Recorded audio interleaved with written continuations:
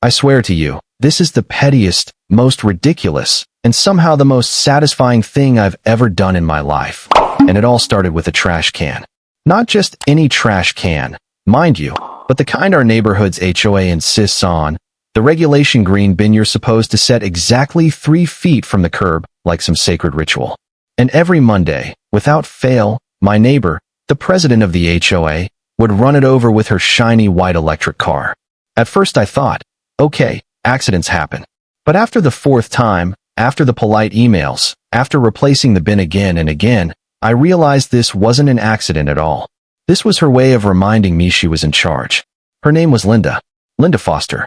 Picture the kind of person who treats a cul-de-sac like her personal kingdom. Pressed suit, perfect hair, fake smile sharp enough to cut glass. She loved quoting HOA rules like scripture, and she loved reminding everyone she had the final say. Me? I'm not the type to roll over. I like rules, sure, but not because I enjoy following them. I like finding the loopholes. One Monday morning, I was sipping my coffee by the window when her car glided down the street, humming like a spaceship. She drifted just enough to mount the curb, and, crunch, my bin toppled, garbage spilling all over my lawn. She didn't even slow down. Later that day, she actually rolled down her window and said, "You should put your trash someplace prettier, Mark. Curb appeal matters." I remember standing there, holding a ripped garbage bag, and saying, 3 feet is pretty enough, Linda. She just smiled that politician smile and drove off. That's when it clicked. This wasn't about trash cans. This was about control. Now, most people would call their lawyer. My best friend Ryan, who happens to be one, begged me to set up cameras and send demand letters. But that's not my style. I'm an engineer at heart. I build things. And if Linda wanted to play bumper cars with my property, well, I was going to give her something worth hitting. I pulled up the HOA bylaws, 100 pages of mind-numbing nonsense, and I found it. A little gem buried in Section 9. The rules said the bin had to be green, 64 gallons, out by 7 and back by 9. You know what it didn't say? What it had to be made of. That night, standing in my garage with the smell of oil and sawdust, I knew exactly what I had to do. Over the next week, I poured 300 pounds of reinforced concrete into a mold shaped like a standard trash bin, slipped a steel skeleton inside, and painted it the exact forest green shade of the regulation can. It looked flimsy from the street. Up close, though, it was a fortress. I even scuffed it up so it looked used. My little masterpiece. Trash day came. The garbage truck handled it fine, just as I calculated. And then, the moment. Linda's car rounded the corner. Same routine, same smug drift. But instead of the usual hollow crunch, there was this deep, sickening thud, the sound of her bumper meeting 300 pounds of solid spite. Her Tesla stopped dead. Mine didn't move an inch. Her bumper crumpled like tinfoil. I watched from the window, heart racing, coffee forgotten in my hand. She stepped out, her perfect hair bouncing, her perfect face twisted in rage. She kicked the bin, bad idea. The look on her face when pain shot up her leg was priceless. Neighbors started coming out, phones in hand, recording her meltdown. One guy even yelled, "Lady, you hit the can, not the other way around." And me?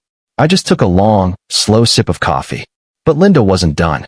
A week later, I got a letter from the HOA claiming my trash can was a weaponized structure. They fined me $3,000 for installing a defensive fortification. I nearly choked laughing. A fortification?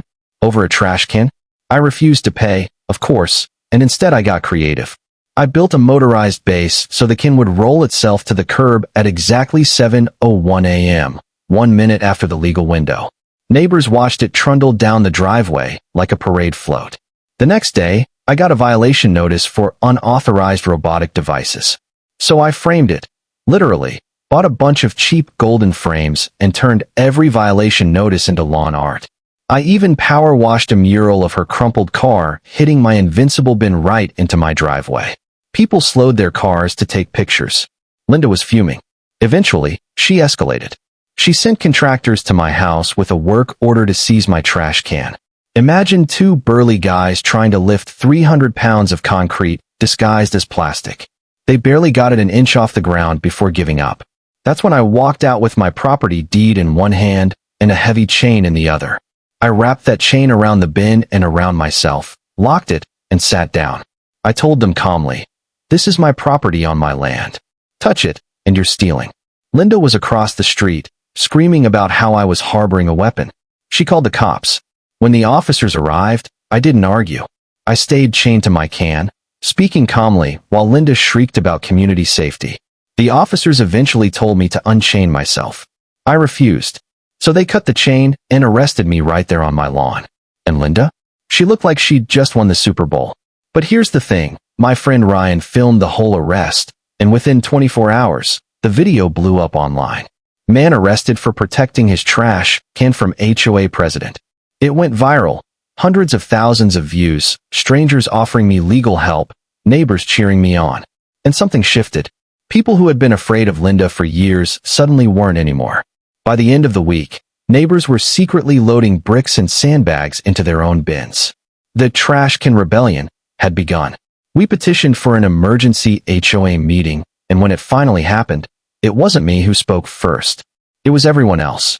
One by one, neighbors stood and told their stories. Ridiculous fines for garden hoses, chalk drawings, wind chimes. 45 minutes of grievances poured out like floodwater. And Linda, confident, smug Linda, looked smaller with every word. When it was my turn, I just said, this was never about trash cans. It was about respect. And then Mark, my retired neighbor, stood up and moved for a vote of no confidence. The room erupted. Nearly every hand went up. And just like that, Linda was out. She grabbed her briefcase and stormed out, leaving behind the empire she thought she controlled. After that, the neighborhood felt lighter. We rewrote the bylaws, made them fair. My bin, my concrete masterpiece, was declared perfectly compliant. And me? I went back to my garage, tinkering on silly projects. The can still sits at the curb every Monday, standing tall, unbothered, not as a weapon, not even as a symbol anymore, just as a reminder. Sometimes I ask myself if I went too far. Was it petty? Sure. But in the end, it wasn't just my fight. It was everyone's. And all it took to spark it was one stubborn man, one concrete trash can, and a woman who pushed too hard. So tell me this, if you were in my shoes, would you have done the same? Or do you think I crossed the line? Drop your thoughts down in the comments. I want to hear where you stand on this. And if you've ever dealt with an HOA horror story of your own, share it. Who knows? Maybe we'll turn it into the next video. Don't forget to like and subscribe if you want more stories like this one. And maybe, just maybe, we'll keep building things that can't be pushed around.